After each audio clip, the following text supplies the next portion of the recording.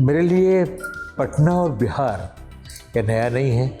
कहने मेरा वो एक गाना है कि जन्मों का ये नाता है कि तुमसे मिलकर ना जाने की और कुछ याद आता है, आज का अपना प्यार नहीं है। सर आपको रफ़ी साहब के काफ़ी क्लोज माना गया। जी, वो जो है रफ़ी साहब की आवाज़ के लिए बहुत जाना जाता है। सर मेरा उनका लगाव ऐसा था कि जैसे एकलव्य ने जब गुरु द्रोण की प्रतिमा बनाकर उनसे बाण विद्या सीखी थी, तो मैंने कोई बाकायदा रफ़ी साहब से तालीम नहीं लिए। रफ़ी साहब के कंपैरिजन की बात होती है मेरी और रफ़ी साहब की, तो मैं हमेशा कहता हूँ कि ऐसे मुझ जैसे सैकड़ों भी शब्बीर कुमार बिकर भी एक रफ़ी मोहब्बत तरफ से नहीं बना सकते। सर एक वाक़या है जो काफ़ी चर्चा का विषय रहता है आपके बारे में कि जी, जब रफ़ी साहब का इंतकाल हुआ तो उस समय जब इंतकाल का वक्त था, जब आप उनको मिट्टी देने जा रहे थे, तो शायद आपके हाथ की वो घड़ी और आपका कलम जी, उनके कब्र में उन्हीं के साथ दफन हो गया था। गया तो वो काफ़ी रश था रफ़ी साहब को हाथ लगाने देखने के लिए। उनके जनाजे में दुनिया भर के लोग आए हुए थे और हमारी इंडस्ट्री के बड़े बड़े दिग्गज लोग थे। खुली मूवी जी, उसमें जो है कहा जाता है कि आपको सिंगिंग के लिए बुलाया गया, कहा गया सिंगिंग करने के लिए, हाँ जी, ऑडिशन के लिए। तो लेकिन आपने कहा कि नहीं, किशोर दा की बात हुई है तो पहले किशोर दा से बात होगी, उसके बाद किशोर दा जब कहेंगे हमको गाने के लिए तो फिर मैं आगे गाना गाऊंगा। ऐसा कुछ हुआ था क्या? तो अब नहीं, किशोर दा ने गाया है, मैं तो सोच भी नहीं सकती, मैं कोई जरूरत नहीं कर सकता कि उनका गाए गाने को मैं टप करूं। लता जी के साथ आपका सबसे अच्छा गाना कौन सा है? यादगार पल वो कौन से हैं वो आप अपने दर्शकों को बताएं। लता जी का हर गाना, अगर लता जी जो गाना गाती हैं वो गाना यादगार हो ही जाता है, और तकरीबन 48 सॉन्ग मैंने उनके साथ गाए हैं, मेरा सौभाग्य है। नमस्कार, मैं हूं अभिषेक सिंह और आप देख रहे हैं प्रभात खबर का डिजिटल कट। आज हमारे साथ मौजूद हैं हमारे साथ शब्बीर कुमार उस दौर के सिंगर रहे हैं जिस दौर पर गानों पे सिर्फ एहसास हुआ करता था। गाने जब लोग सुनते थे तो गानों का मतलब हुआ करता था। आज बातचीत करूंगा, क्या कुछ कहना होगा। पहले तो आपको बहुत बहुत आपका स्वागत है कि पटना में आप आए हैं। प्रभात खबर के कार्यक्रम में आज आप मौजूद रहेंगे। तमाम दर्शक होंगे जो आपको सुनने के लिए आएंगे, उनके लिए क्या कुछ संदेश है सर? बहुत बहुत शुक्रिया। और इस वक्त प्रभात खबर के माध्यम से उसके ज़रिए मुझे आज मेरे देखने वाले मेरे सभी संगीत प्रेमियों को, चाहने वालों को और बिहार वासियों को, पटना वासियों को मेरा नमस्ते और बहुत सारा प्यार। मेरे लिए पटना और बिहार ये नया नहीं है।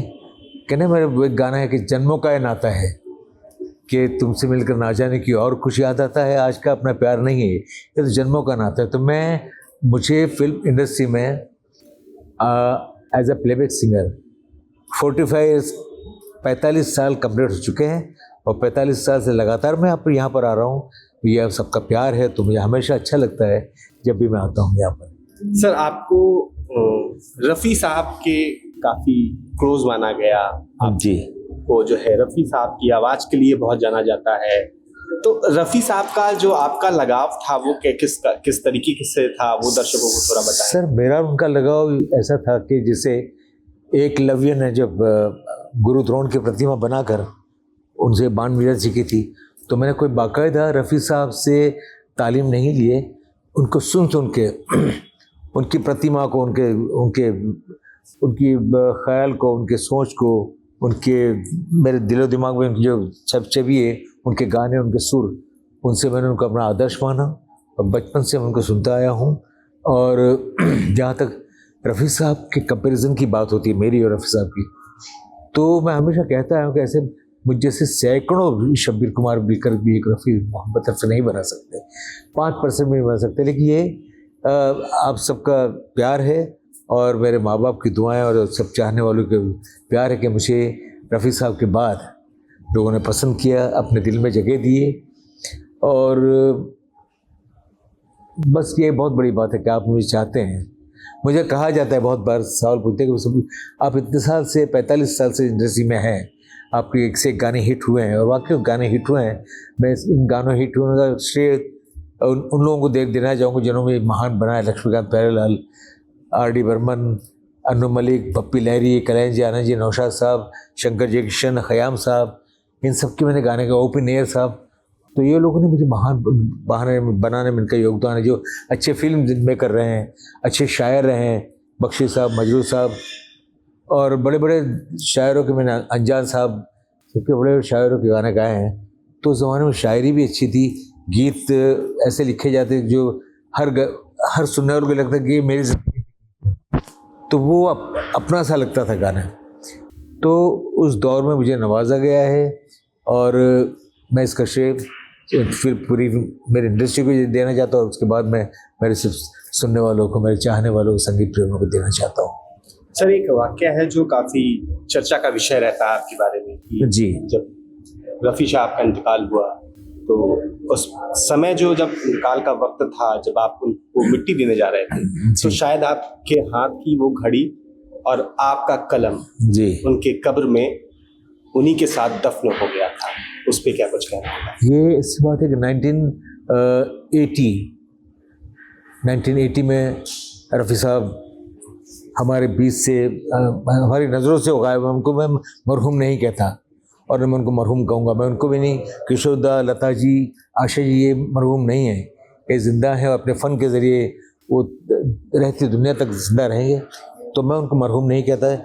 तो इसलिए जब रफ़ी साहब इस दुनिया से हमारी आँखों से ओझल हुए, नज़रों से, तो उस वक्त मैं बड़ौदा गुजरात में रहता था और उस ज़माने में मतलब मैं सिर्फ गाता था स्टेज पे, प्लेबैक सिंगर नहीं था। तो मेरे लिए तो बड़ी शॉकिंग न्यूज़ थी, रफ़ी साहब नहीं रहे।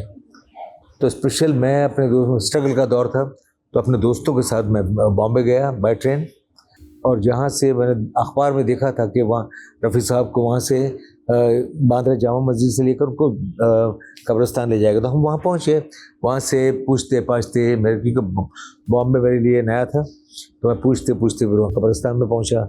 उस ज़माने में मुझे शौक़ था ड्राइंग करने का, तो अपने पॉकेट में कलम रखता था और मेरी घड़ी उस ज़माने ओमेक्स की घड़ी थी। तो वो गया, तो वो काफ़ी रश था रफ़ी साहब को हाथ लगाने, देखने के लिए। उनके जनाजे में दुनिया भर के लोग आए हुए थे, हमारी इंडस्ट्री के बड़े बड़े दिग्गज लोग थे। तो जब मैं पहुंचा तो देखा था रफ़ी साहब को जनाजा रखा हुआ है, उनकी बॉडी, और उनको दफनाने की तैयारी है। तो पुलिस का बंदोबस्त होता था, क्योंकि पुलिस के डंडे खाकर भी मैं वहाँ तक पहुँचा और रफ़ी साहब का जनाजा उठाया गया। मैं भी ऐसा थोड़ा हाथ लगाने का मौका मिला। उस मेरी घड़ी, वो डंडे खाने के बाद मेरी घड़ी एकदम उसकी जिप खुल गई थी, वो गया नीचे, और मेरे पॉकेट में पेन थी, ड्राइंग करता था, वो अंदर थे। तो ये किस्सा बड़ा मशहूर है मेरा, मेरी घड़ी और दफन। अभी मैं कुली मूवी की बात करता हूँ। कुली मूवी जी, उसमें जो है कहा जाता है कि आपको सिंगिंग के लिए बुलाया गया, कहा गया सिंगिंग करने के लिए, हाँ जी, ऑडिशन के लिए। तो लेकिन आपने कहा कि नहीं, किशोर दा की बात हुई है तो पहले किशोर दा से बात होगी, उसके बाद किशोर दा जब कहेंगे हमको गाने के लिए तो फिर मैं आगे गाना गाऊंगा। ऐसा कुछ हुआ था क्या? नहीं, दरअसल क्या है कि मनमोहन देसाई साहब ने मुझे पूरी फिल्म के गाने की जिम्मेदारी दी। लक्ष्मीकांत प्यारेलाल ने मुझे सारे गाने, तो लक्ष्मीकांत प्यारेलाल और उनका और किशोर दा, तो किशोर दा महान है रहे वो, तो उनके बगैर फिल्म कोई भी म्यूज़िक डायरेक्टर बगैर किशोर दा के वो कामयाब नहीं हो सकता था। कोई भी कंपोजर, म्यूज़िक डायरेक्टर सफल नहीं हो सकता। किशोर दा की आवाज़ और वो, तो उनकी बगैर उनके बारे में कुछ बोलना करना, तो वो नहीं बोल सकते उनकी महानता को। तो वो म्यूज़िक डायरेक्टर लक्ष्मीकांत ने मुझसे कहा कि भाई शब्बीर, सारे गाने आपके हैं, एक गाना हम चाहते किशोर दा, क्योंकि हम मार्केट में काम करना है, तो एक गाना हम किशोर दा को देना चाहते हैं।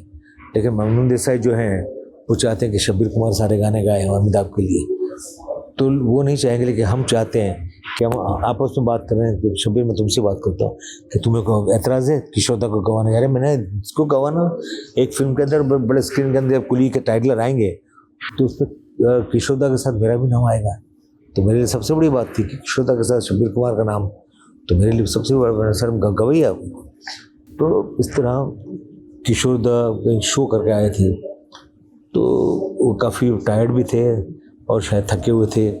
मैंने गाना रिकॉर्ड किया कि अमिताभ जी की डेट बड़ी मुश्किल से मिलती थी, तो फिर उसके बाद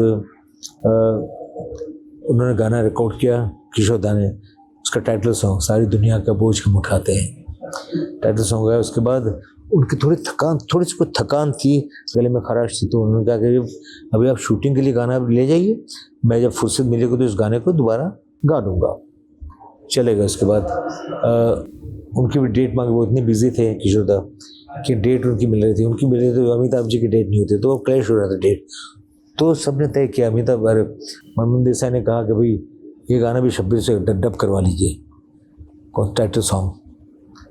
तो मुझे कहा गया कि भाई ऐसी ऐसी बात है, लक्ष्मी ने कहा कि आप वो डब करने का बोल रहे हैं, तो अब मैंने नहीं, किशोर दा ने गाया है, मैं तो सोच भी नहीं सकती, मैं कोई जरूरत नहीं कर सकता कि उनका गायो गाने को मैं डब करूं, मैं तो बच्चा हूँ, उनसे सीखा है मैंने, उनका गाना मैं डब नहीं कर सकता। मुझे ज़्यादा प्रेशराइज किया गया, तो मैंने उनको कहा कि एक काम हो सकता है, उनका किशोर दा का गाना मैं तब डब करूँगा जब किशोर कुमार खुद मुझे फ़ोन करके कहेंगे कि बेटा तू गा ले जा। इसके बाद उनका कॉल भी आता है शायद? हाँ, उसके बाद उनका कॉल आया जब उन्होंने कि ये NOC मुझे देंगे तो मैं गाऊँगा। देन किशोर दा ने मुझे NOC दी। लेकिन जब तूने सारे गाने गाए हैं, सारे कुड़ी के सारे, तो अभी तो गा ले इसको, जा गा ले जा बेटे, जा मेरा आशीर्वाद है। तो इस तरह मैंने वो गाना गाया। जी सर, अमिताभ बच्चन के पर्सनालिटी पे आपकी आवाज़ का जो है शूट करना, वो कितना महत्व रखता है सर आपके लिए? बहुत महत्व रखता है, क्योंकि वो मैन ऑफ मिलेनियम कहा जाते थे, वन मैन इंडस्ट्री के कहा जाते थे। जब अमिताभ जी का एक दौर था, तो उनके लिए गाना बड़ी बात। तो मैंने गाना उनके लिए जब गाया था, तो उन्होंने फिल्मस्तान स्टूडियो में से मुझे बुलवाया, शब्बीर को बुलाओ, उसका गाना मेरे अच्छा लग रहा है, मतलब मैं गा रहा हूँ तो स्क्रीन पे मेरी उसकी आवाज़ मेरे से जचती रही। तो इस तरह उन्होंने मुझे वहाँ फिल्म सिटी में बुलाया था, और बुला कर मुझे गले लगाया अमिताभ जी ने, मेरा माथा चूमा, और बस बहुत बहुत अच्छा सफ़र रहा मेरा। जी, एक आखिरी सवाल आपसे होगा लता जी को लेके।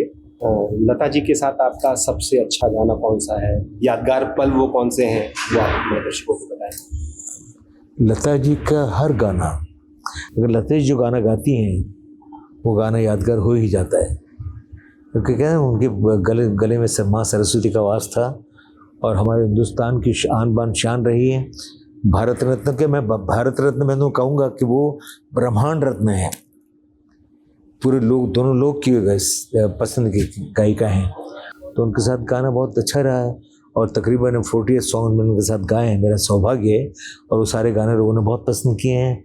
और मैंने आशा दीदी के साथ मेरे अबाउ 100 से ज़्यादा गाने गाए हैं, लोगों ने बहुत पसंद किया। और ये लोगों का प्यार है, और ये बस ये प्यार बनाने में आज भी पटना आया हूँ, तो आप सबके प्यार और आपका दुलार और आपका आशीर्वाद देने आया हूँ, और इस शो को अपना भरपूर प्यार देंगे, तो मैं इसलिए आया हूँ, आपके शरण में आया हूँ, और आपका प्यार का आशीर्वाद का इंतज़ार रहेगा मुझे। हमारे साथ थे शब्बीर कुमार, जिनसे बातचीत करके ये जानना चाह रहा था कि आज जो हमारा कार्यक्रम होने वाला है उसमें किस तरीके से हमारे यहाँ दर्शक आएंगे, किस तरीके से कार्यक्रम का आयोजन होगा। मैं अभिषेक से प्रभात खबर। Thank you.